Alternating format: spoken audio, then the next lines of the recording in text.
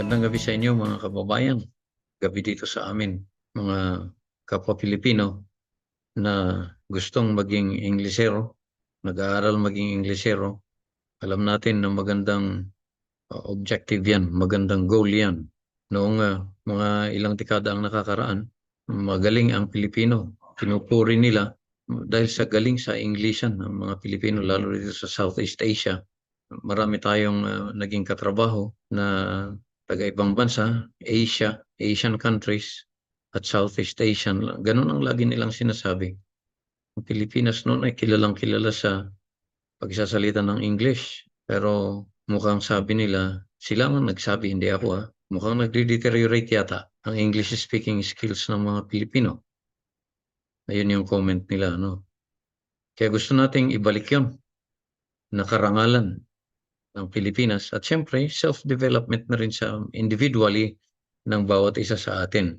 At ako bilang dumaan sa 1973 na curriculum, nakita ko na effective yung sistema na yun na ginagamit noon at yung kaidaran natin, yung batch natin, yung mga mas nauna pa sa atin na dumaan sa curriculum na yun, ay magagaling naman sa pag-i-English. May mga writer tayong mga kakilala at magaling naman talaga sila. Kaya gusto nating i-maintain yun na identity nating mga Pilipino. Kaya ito ang project natin na nais natin gawin para makatulong sa ating mga kababayan. Itong Engleserong i-Growth Channel. Kaya welcome. At ito ang pangatlong video mula dun sa unang video na dalawang tinalakay natin. Ang pag-uusapan natin dito ngayon ay tungkol sa English grammar, katulad ng nabanggit ko sa concluding part ng video number 2. English grammar ang ating pag-uusapan. Alam nyo dun sa ibang bansa, lalo sa mga sa education industries, pag English grammar ang pinag-uusapan, ibinabato nila sa Pilipino yan na trabaho. Kahit mga native speakers ng English, sabi nila na ituturo nila ang conversation, pero sa grammar, hindi nila maituro. Maraming umaamin na ganyan. Kasi, totoo naman, no? Katulad nung nabanggit ko dun sa nakaraang video, pag tinanong mo sila, bakit di ang bigkas dito at da naman doon? Ang sagot lang nila ay, because that's the way how you should speak it. Hindi nila maipaliwanag ano yung technical aspect nung ganun na pronunciation. Bakit di, tapos doon naman ay da. Ayan. So, ganun lang ang sagot nila. Pero, siyempre tayo kasi na non-native speakers, inoobserbahan natin yung pagsasalita nila. And then, nagpo-formulate tayo ng sariling rule na pwede nating sundan, pwede nating iniisip yon na rule habang nagsasalita tayo ng English or nagsusulat tayo para masundan natin sila or maging malapit sa tinatawag na near native speaker sana tayo. Kung practice lang sana tayo ng practice, pero siguro makukuha din natin yung accent nila. Pero kahit hindi, sabi nga nila, international English, hindi kailangan ng kahit anong accent. Actually, ang BBC, at yan ay British channel yan, sabi nila, there is a BBC English. Hindi yung accent ang kinukuha. Hindi lahat ng taga-England ay tatanggapin sa BBC. Meron silang tinatawag na BBC English para sa gayon ay pag narinig ka ng kahit anong lahi ay maintindihan ka. Yun yung paliwanag nila doon. Okay, dito tayo ngayon. Dito sa English grammar, ang ating pag-uusapan ay siyempre yung pinaka-basic na pinag-aaralan din ng mga estudyante ng ESL o kaya EAL. Ang ESL is English as Second Language. Pero paano kung hindi lang iisang language mo? 3, 4. Kaya mayroon yung tinatawag na ngayon na English as Additional Language o kaya EAL. Kaya dalawa ito, ESL at saka EAL. Kung tingnan niyo dito sa background, sa picture, ito sa gawing kaliwa ko, right side ninyo, makikita niyo na dyan, English Proficiency, TOEIC, IELTS, EAL, ESL, and then grammar. Okay, so dito tayo ngayon sa unang lesson, sentence structure. Ayan, maniwala kayo, balikan natin yung mga, ang trabaho ko kasi noon ay technical assistant sa mga classroom. At pumupunta ako sa lahat ng mga classroom para tulungan yung mga teacher doon sa mga technical aspect ng kanilang pagtuturo katulad ng AV, IT, sound, yung projector, yung screen, at saka iba pa, yung mga TV at saka connection ng computer nila doon sa TV. At isang tanong ang lagi kong binabantayan kung ano ang sagot nila. Ito mga native speakers na teacher. Ang tanong ay, what is a sentence? Nakukuha naman nila yung definition ng sentence. Kasi dito sa ating website, by the way, itong website natin ay learning.taawan.com at saka ito ay English. So yung ating lesson. So marami tayong ibang mga lesson dito na dinidevelop sa website na ito, pero dito tayo mag-focus sa English. Kaya basic English 01, sabi niya ngay ganyan. Sentence structure. This is a series of lessons that we will cover in learning the English language. This is lesson number 1 of our basic English series. And kung titingnan natin, kahit anong language, ang sabi dito, the most important part of any language is the composition of a sentence. If a sentence is properly structured, the message it contains will be delivered the way the sender wants it. So in this lesson and in the succeeding, we will discuss how a message is sent in the English language. We will start with the sentence structure. What is a sentence? Siyempre, yun ang unang i-define natin. Ano? A sentence is a word. Pansinin niyo, a word or group of words that expresses a complete thought. So, pwede pa lang kahit iisang salita ay pwedeng isang sentence yan sa English. Pwede naman group of words, maybe 2, 3, 4, 5, hanggang 10 na words. Basta ang importante ay should express a complete thought. Kasi kung hindi kompleto yan, ay yan ang tinatawag nilang sentence fragment. A sentence fragment is not a complete sentence. It lacks either the subject or predicate or even both the subject and predicate, sabi niya. Okay, bago natin puntahan yan, balikan natin yung what are the two main parts of a sentence. Ito yung sinasabi ko kanina na mga native speakers, alam niyo ang sagot nila. Tinuturo nila sa mga estudyante nila. The two main parts of a sentence are the noun and the verb. Meron pa akong narinig. The noun and the adjective. Meron pang isa, the pronoun and the verb. Sometimes, the pronoun and the adjective or the noun and the adjective. Lahat yun mali. Ang tamang sagot, kasi ito yan eh. Ano ngayon yung article yung nandoon? Ano yung, minsan may dalawang verb sa isang sentence. Mayroon pang adjective, mayroon pang adverb. Ano yung mga yon? Anong tawag mo doon? So, hindi yung tamang definition ng parts of a sentence.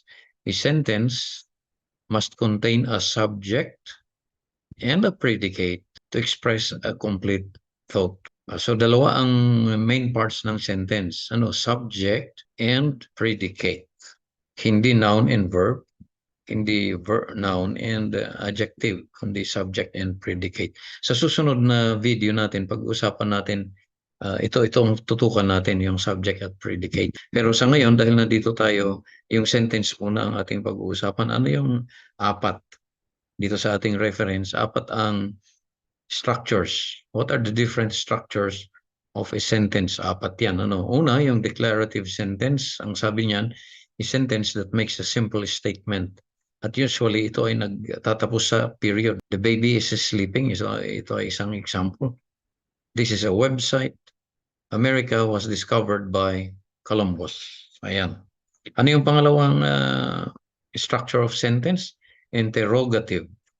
Magaling yan sa salitang interrogate o kaya tanong, magtatanong. A sentence that asks a question. It ends with a question mark. In interrogative sentences, the predicate or part of the predicate usually comes before the subject. And katulad nito, ito ay part of the predicate, is your name.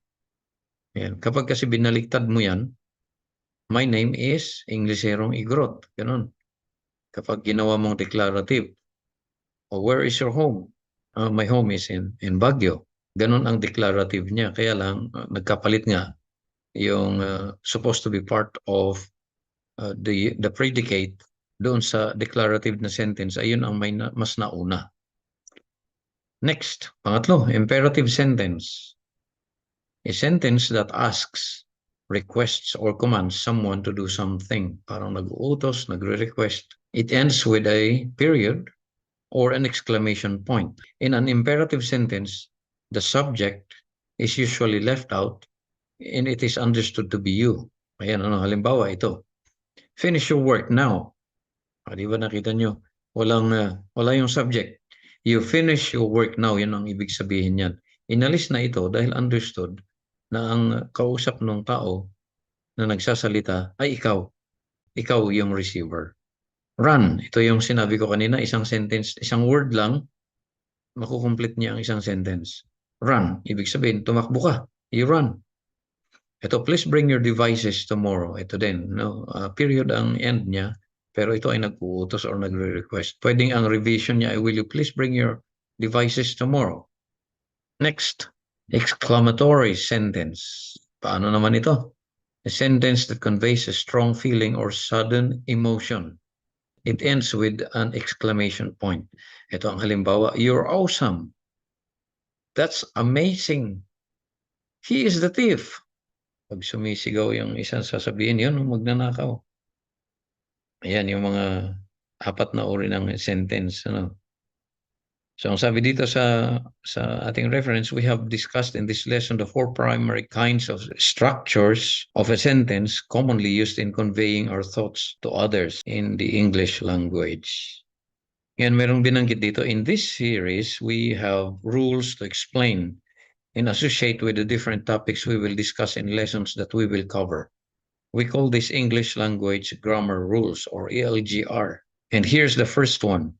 Itong mga ito, advertisement, huwag niyong pansinin. Kung gusto niyo mang tingnan, pwede niyong tingnan, pero hindi yan yung part ng ating website. Advertisement yan. Ito yung ELGR number 1. For a sentence to express a complete thought, it must have a subject and a predicate. Bakit mayroon tayong rules or grammar rules? Sabi nila, useless daw yan. Hindi daw kailangan yun, sabi ng mga iba. Kasi parang, imbes na mag-memorize ka, minememorize mo yung rule, pag-aralan mo lang kung paano magsalita. Pero kailangan mo yung principle kung bakit. Halimbawa, ito. Yung nakaraang video natin, the at the. Pag tinanong mo ang mga native speakers kung bakit the, hindi da. Yun ang tanong mo sa kanila. Ang isasagot nila, that's the way how you should speak it. Pero tayo na non-native speakers, inobserbahan kasi natin kailan ba niya sasabihin na di? Kailan niya sasabihin na da? Yun ang ating ina-analyze, pinapakinggan natin. Kaya ako, nag-obserba ako. Kaya doon sa nakaraang video, ay ipinaliwanag ko. Yung iba doon, based on my personal observation.